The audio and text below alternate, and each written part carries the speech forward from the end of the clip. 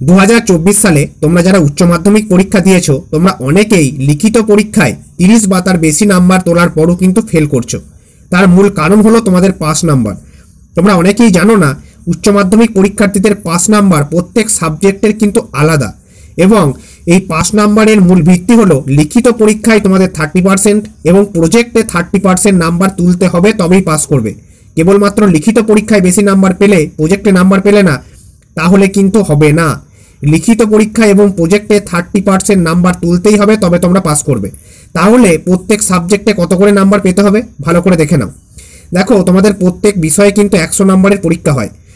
কোনো যে সাবজেক্ট, কিছু সাবজেক্ট আছে যেগুলিতে 80 নাম্বারের হয় লিখিত পরীক্ষা, 20 নাম্বার প্রজেক্ট। আবার কোনো বিষয়ে 70 নাম্বারের লিখিত পরীক্ষা, 30 নাম্বার প্রজেক্ট। আবার কিছু এমন সাবজেক্ট আছে যেগুলিতে 40 নাম্বারের লিখিত পরীক্ষা হয় এবং 60 নাম্বার প্রজেক্ট থাকে। তাই এই প্রত্যেক সাবজেক্টের কিন্তু 5 নাম্বার আলাদা হয়ে থাকে। ধরে নাও যে সমস্ত বিষয়গুলি তোমাদের 80 নাম্বারের লিখিত পরীক্ষা হয় এবং 20 নাম্বারের প্রজেক্ট হয়, সেই বিষয়গুলিতে তোমাদের লিখিত পরীক্ষায় পেতে হবে 24 এবং প্রজেক্টে পেতে হবে 6।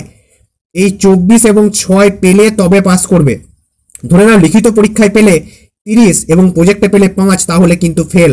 লিখিত পরীক্ষায় 24 বা তার বেশি, তার সাথে প্রজেক্টে 6 বা তার বেশি নাম্বার পেলে তবে পাস করবে, না হলে কিন্তু ফেল করে যাবে।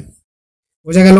অনেকে প্রজেক্ট জমা দাওনি, স্কুল থেকে নাম্বারও পাঠায়নি বোর্ডকে, তাহলে কিন্তু তোমরা সেই সাবজেক্টে ফেল করে যাবে।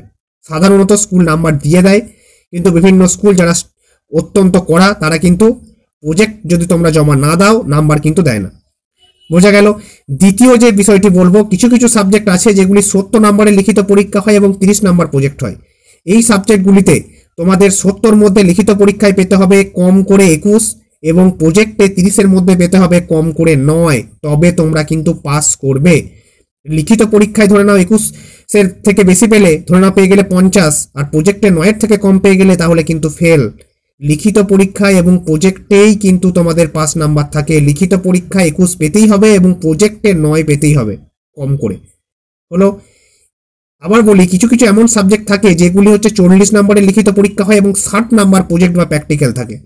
এই 40 নাম্বার লিখিত যে পরীক্ষা হয় তার মধ্যে তোমাদের কম করে 12 নাম্বার তুলতে হবে এবং প্রজেক্টে 7 নাম্বারের মধ্যে কম করে 18 নাম্বার তুলতে হবে, তবে তোমরা পাস করবে। বোঝা গেল? তো এই হচ্ছে উচ্চ মাধ্যমিক পরীক্ষার্থীদের পাস যে নাম্বার, কোন সাবজেক্টে কত পেতে হবে তার লিস্ট। আশা করি ভিডিওটি ভালো করে বুঝতে পেরেছো। যদি বুঝতে না পারো ভিডিওটি আরও একবার দেখো, আশা করি বুঝে যাবে। তারপরও যদি তোমাদের মনে কোনো সংশয় থেকে থাকে অবশ্যই কমেন্ট করে জানিও। আমি প্রত্যেকের সংশয় কিন্তু দূর করে দেওয়ার চেষ্টা করব।